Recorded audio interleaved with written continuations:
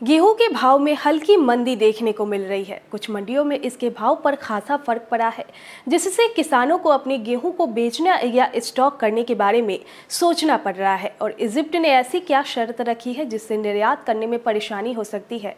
आइए जानते हैं गेहूं की पूरी रिपोर्ट। नमस्कार, मैं हूं शिवांगी और आप देख रहे हैं एमसूरवा एग्रो का डिजिटल पेज। गेहूं के निर्यात में इस वर्ष अच्छा इजाफा देखने को मिला। ऐसे देश जिसने भारत से कभी भी गेहूं का आयात नहीं किया था, वो देश भी अब भारत की तरफ रुख कर रहे हैं। पर इसके बावजूद कुछ वजहों से गेहूं के भाव काफी ऊपर से नीचे की तरफ आता हुआ दिखा है।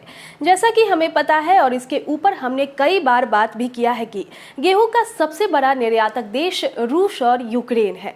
लेकिन जब से इन दोनों देशों से निर्यात होना बंद हुआ है, इसके आयातक देश दूसरे देशों की तरफ अपना रुख कर रहे हैं, जिसमें सबसे पहला पसंद भारत निकल कर आई है, क्योंकि यहाँ की गेहूं की क्वालिटी और भाव उनके काफी अनुकूल था।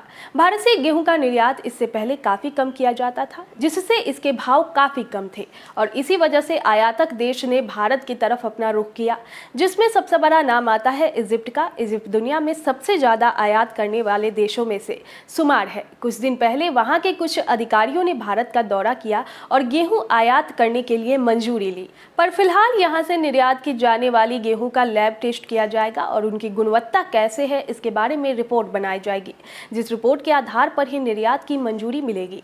पूरा भारत के ज्यादातर हिस्सों में फिलहाल गेहूं की कटाई चल रही है, जिसके बारे में हमने पहले भी आपको बताया था, जिस वजह से मंडियों में आवक बढ़ती हुई दिख रही है। आवक बढ़ने के प्रेशर से लिवाली थोड़ी धीमी पड़ी है, जिस कारण भाव पर भी इसका असर देखने को मिल रहा है। गेहूं का रकबा इस बार ज्यादा होने की संभावना जताई जा रही है, पर फसलों के खराब होने की वजह से उपज में कमी देखने को मिल रही है। हाल फिलहाल मंडियों में जो भाव दिख रहे हैं और इनमें गिरावट आई है, वो केवल दूसरे राज्यों की मंडियों में आवक के बढ़ने की वजह से है।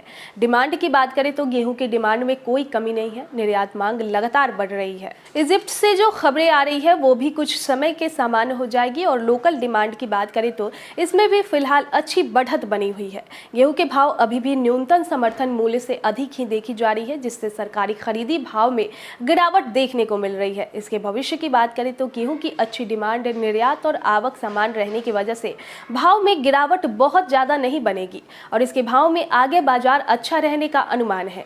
आगे इससे जुड़े कोई भी रिपोर्ट निकल कर आती है तो आप तक जरूर पहुंचाएंगे। तब तक के लिए बने रहे हमारे साथ।